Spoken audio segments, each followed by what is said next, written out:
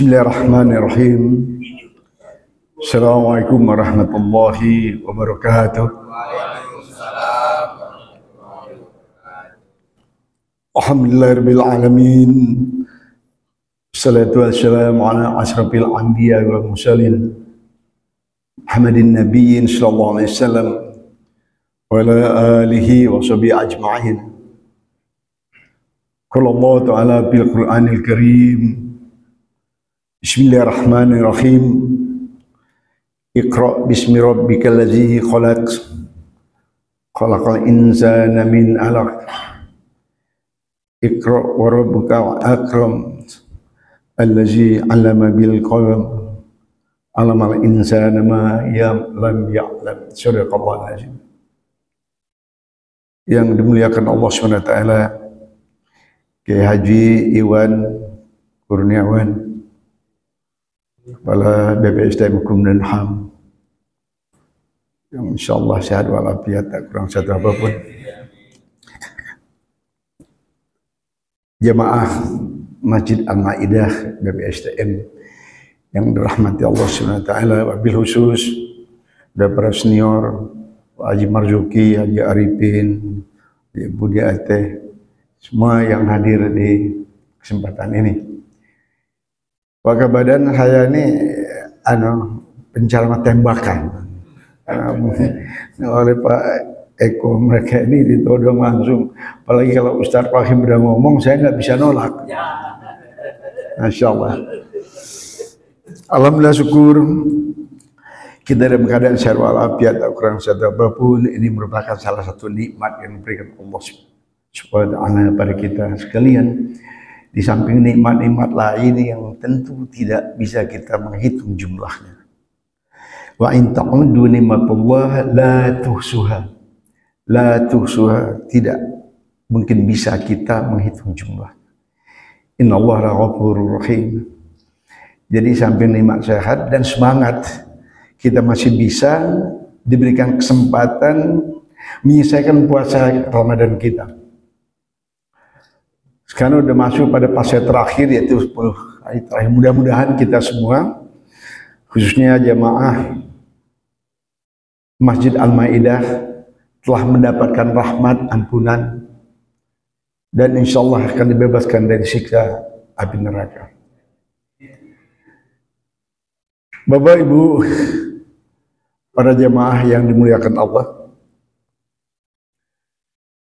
17 Ramadan yang lalu tentu kita memahami bahwa saat diturunkannya pertama kali permulaan Al-Quran, ya, di mana-mana memperingati nuzulul Quran, ya, karena Al-Quran itu merupakan hal utama atau hal pokok bagi umat Muslim, umat Islam. Karena tidak hanya sebagai pemberi arahan serta penjelasan-penjelasan yang terkandung dalam Al-Quran, tapi juga sebagai pembeda di mana yang benar, mana yang baik, hak dan yang batil. Oleh karena itu, kita harus memahami Al-Quran secara utuh, secara menyeluruh. Tidak hanya sekedar kita bisa membaca Al-Quran, tapi bagaimana kita memahami makna yang dalam dari Al-Quran itu sendiri. Karena Al-Quran sebagai arahan bagi kita untuk melaksanakan ibadah sebagai seorang muslim. Di samping itu juga norma-norma moral yang dijelaskan dalam Al-Quran. Di samping hukum-hukum kehidupan yang semua komprehensif ada di situ. Oleh karenanya kita harus tidak hanya pandai membaca Al-Quran, bisa mengeja huruf-hurufnya, tapi kita harus paham betul tentang itu. Bapak Ibu hadirin sekalian, para jamaah Masjid Al-Maidah yang dimuliakan Allah. Dalam bulan Ramadan ini sebetulnya banyak sekali amalan-amalan yang sangat istimewa. Ya, termasuk membaca Al-Quran itu tadi.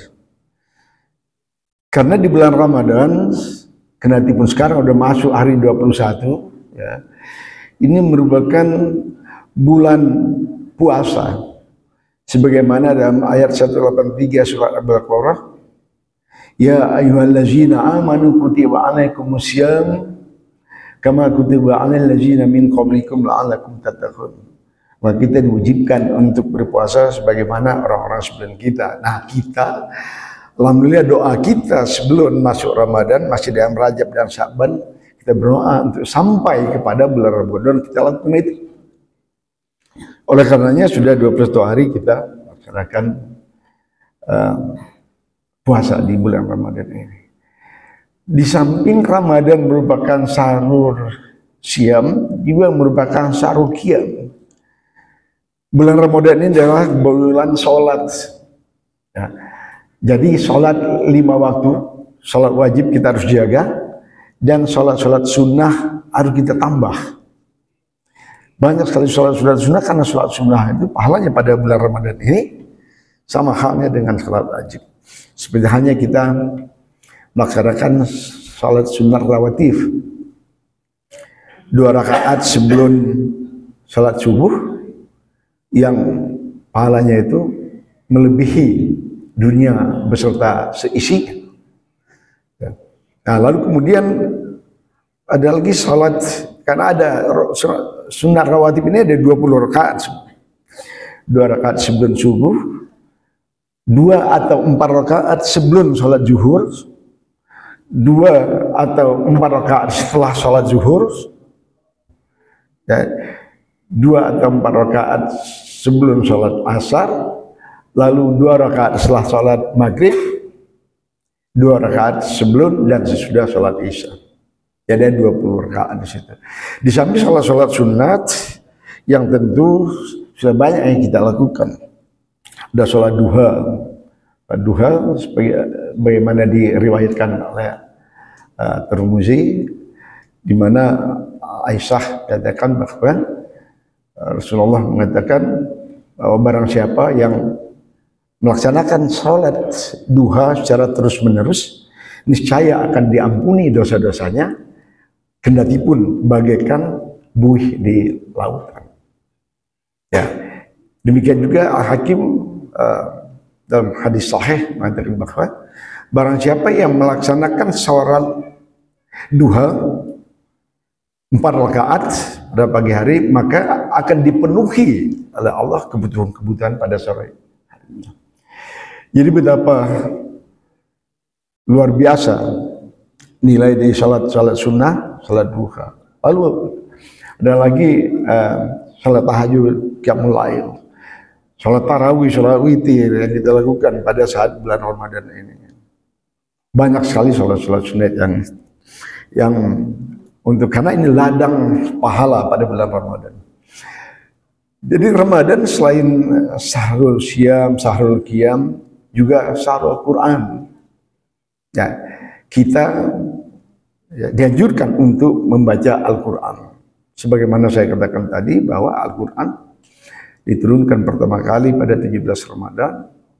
Al-Quran secara bertahap diwahyukan melalui Jibril kepada Rasulullah SAW. Nah, Al-Quran itu kandungannya ada 30 juz. 30 juz, kalau one day one juz, berarti 30 hari bisa khatam kita. Apalagi kalau seperti Pak Haji Arifin bisa 1 hari 2 juz, berarti 1 bulan Ramadan bisa 2 kali khatam beliau. Kadang-kadang kerjaan pun ditinggalkan sama beliau pada bulan Ramadan ini karena begitu khusyuknya untuk membaca Al-Quran. Nah, ya karena ya itu tadi, Al-Quran betapa banyak sekali manfaat yang ada di situ.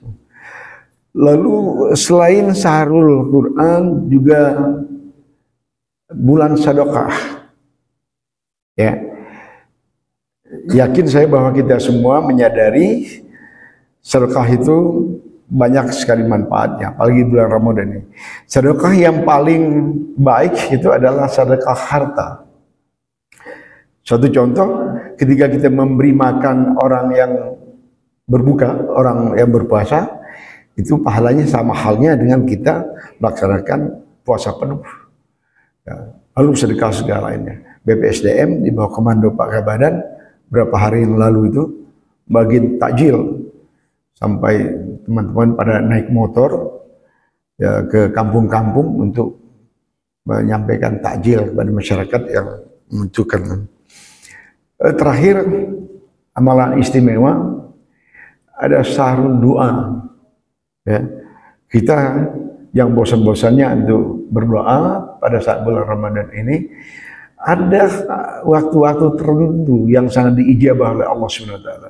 Seperti halnya kalau kita di masjid ini, di antara azan dengan iqamah itu waktu yang diijabah oleh Allah SWT.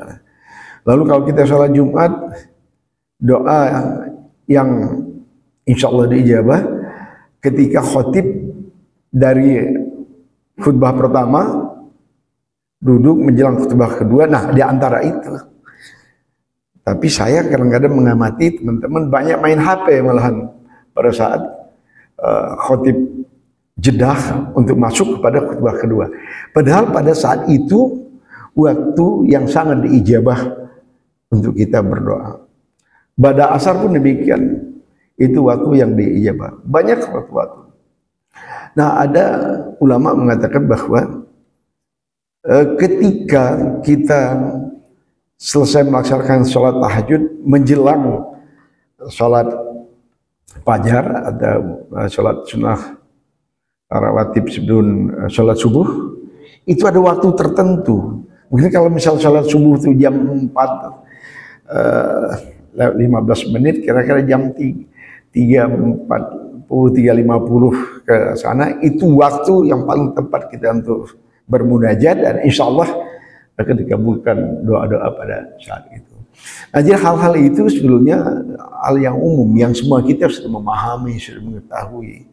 Tapi ada kalanya kita lupa, bahkan ada di antara teman-teman saya perhatikan habis selesai sholat wajib itu, setelah salam langsung berubah begitu. Padahal doa kita ya pada waktu-waktu itu insyaallah diijabah oleh Allah SWT. Jadi jangan malas, jangan bosan kita untuk bermunajat pada Allah SWT. Insyaallah doa-doa itu akan dikabulkan. Demikian Bapak Ibu sekalian yang saya sampaikan. Nanti kalau terlalu panjang katanya ini kultum. Kalau misalnya lebih dari 7 menit itu namanya tausiah. Bosan nanti Pak Kabadan mendengarnya, nanti jadi fitnah, bukan menjadi ibadah bagi siapa yang menyampaikan ceramah. Demikian, terima kasih. Fattaqullaha mastata'tum bila bisabilil haq. Wassalamualaikum warahmatullahi wabarakatuh. Tapi mari kita berdoa sejenak sebelum kita meninggalkan masjid ini. Bismillahirrahmanirrahim. Alhamdulillahirabbil alamin. Hamdan syakirin, hamdan na'imin, hamdan yuwafi ni'amahu yakafi ma'zilah. Ya Rabbana lakal hamdu wa lakal syukru kama yanbaghi li jalali wajhikal karim wa jami sultanik. Allahumma shalli ala sayyidina Muhammad wa ala ali sayyidina Muhammad. Allahumma inna nas'aluka salamatan fid din wa afiatan fil jasad wa zidatan fil ilmi wa barakatan fil rizq wa taubatan qabla al maut wa rahmatan indal maut wa maghfiratan badal maut. Allahumma hawwin alaina fi sakaratil maut wa najatan minan nar wa afwa indal hisab. Rabbana zalamna anfusana wa lam taghfir lana wa tarhamna lanakunanna minal khasirin. Rabbana la tuzigh qulubana ba'da idh hadaytana wa hab lana min ladunka rahmatan innaka antal wahhab. Rabbana hab lana min azwajina wa dhurriyyatina qurrata a'yun waj'alna lil muttaqina imama. Rabbana la tu'akhizna in nasina wa akhtana. Rabbana wa la tahmil 'alaina isran kama hamalta 'ala allazina min qablina. Rabbana wa la tuhammilna ma la taqata lana bih wa'fu 'anna waghfir lana warhamna anta maulana fansurna 'alal kafirin. Allahumma innaka afuwun tuhibbul afwa fa'fu 'anna. Allahumma innaka afuwun karim tuhibbul afwa fa'fu 'anna. Allahumma innaka afuwun karim tuhibbil afwa fa'fu anna ya karim. Rabbana atina fid dunya hasanah wa fil akhirati hasanah wa qina adzabannar wa adkhilna jannata abrur ya aziz ya rabbil alamin. Wa sallallahu ala sayyidina Muhammad wa ala alihi wasallam. Subhana rabbika rabbil izzati ma yasifun wa salamun alal mursalin walhamdulillahi rabbil alamin. Assalamualaikum warahmatullahi wabarakatuh.